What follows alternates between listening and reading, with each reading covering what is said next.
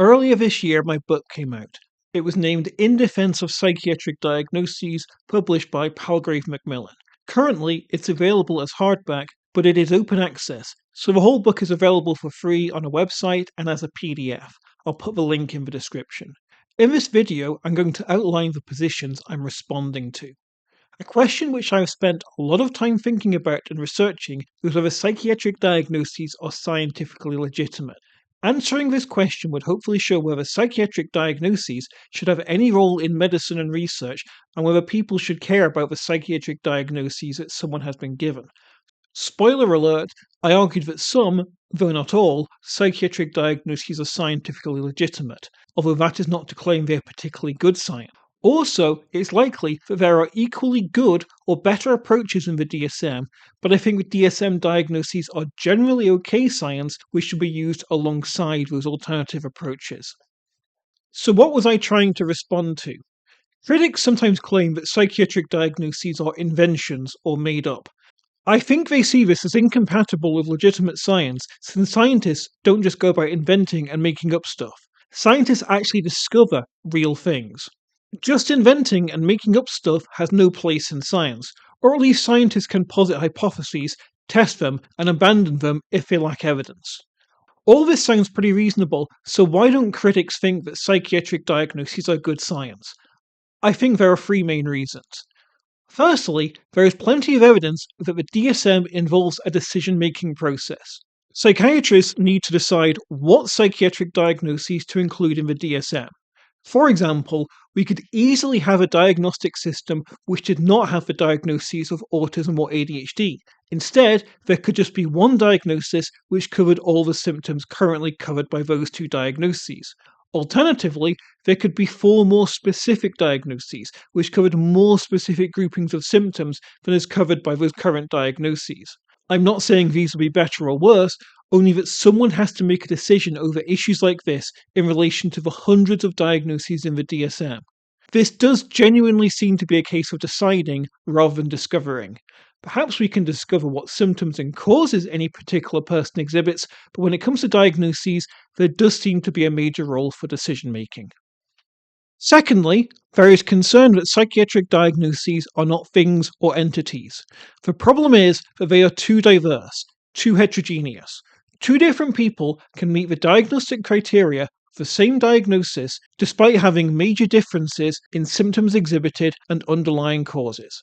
For example, the diagnosis of major depressive disorder requires 5 symptoms from a list of 9. This means 2 people can receive a diagnosis even though they only share 1 symptom in common, whereby they both have low mood, but one has 4 of the other symptoms on the list, and the other has the other 4 symptoms on the list.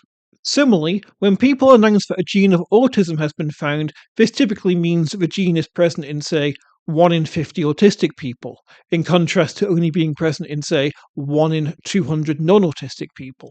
We typically think that 2 things are the same thing or the same entity when they share something in common, like some underlying cause, but this does not appear to be the case with DSM psychiatric diagnoses, typically. Thirdly, psychiatric diagnoses miss out lots of information about people which is relevant for their mental health.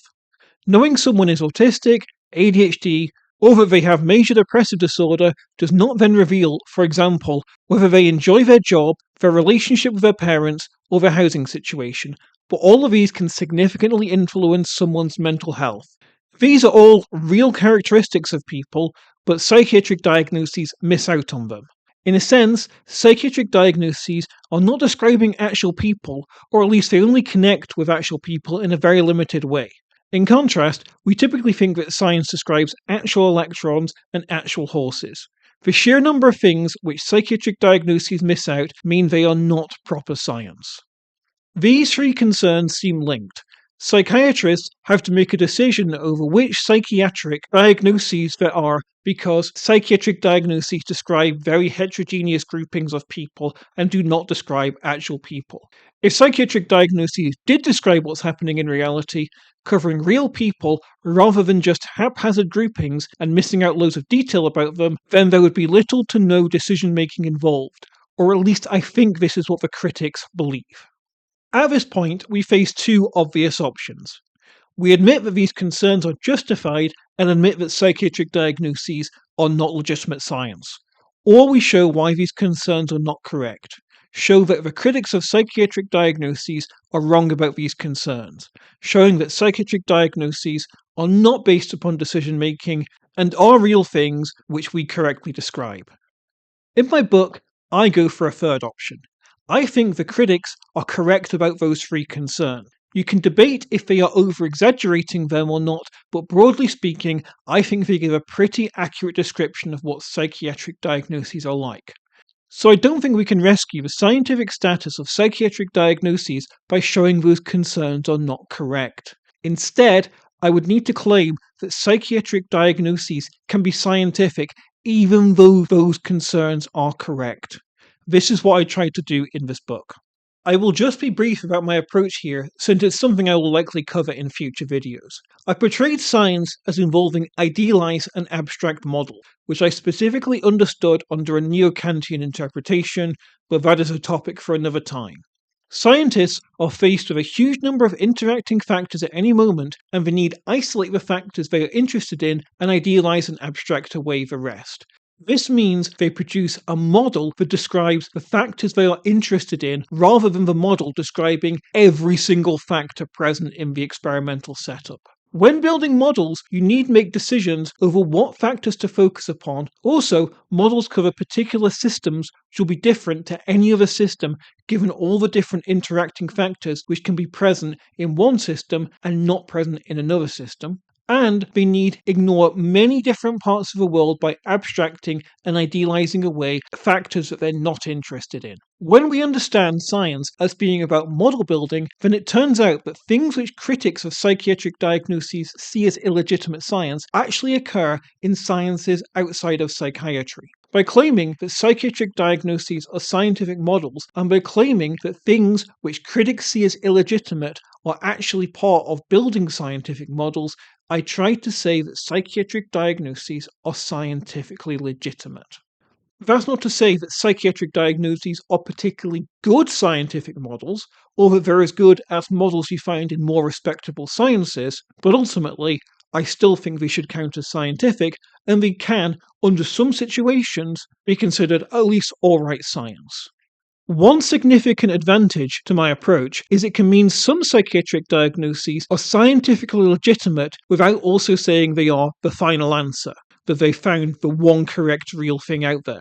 In science, you can model the same part of a world in many different ways, and doing so is generally a good idea. Every model is limited, emphasizing some things and missing out other things by idealizing and abstracting in different ways. Having lots of models that aim to describe the same phenomena by idealizing and abstracting in different ways helps cover more data. Similarly, there are many different ways of clustering together symptoms and causes that we find in the domain of psychiatry. Our current diagnoses account for them quite loosely, and alternative diagnoses could equally or better track those causes and symptoms by having more homogeneous groupings. They would still be idealized and abstract, but they could be closer to the data. Also, there are fundamentally different ways of going about diagnoses, like categorical, dimensional, and person-centered approaches.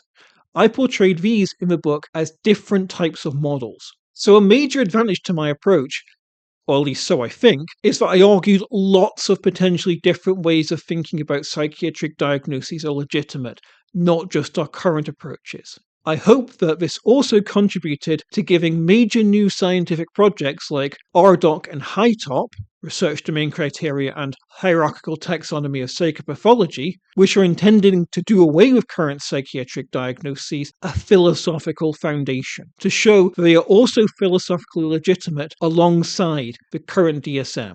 So that's what I was aiming to do in this book, trying to show that some current psychiatric diagnoses are legitimate without also claiming that they are the correct approach, without also claiming that they are the only good ones. I'm sure I will go into further details about the book in the future. Thank you for listening.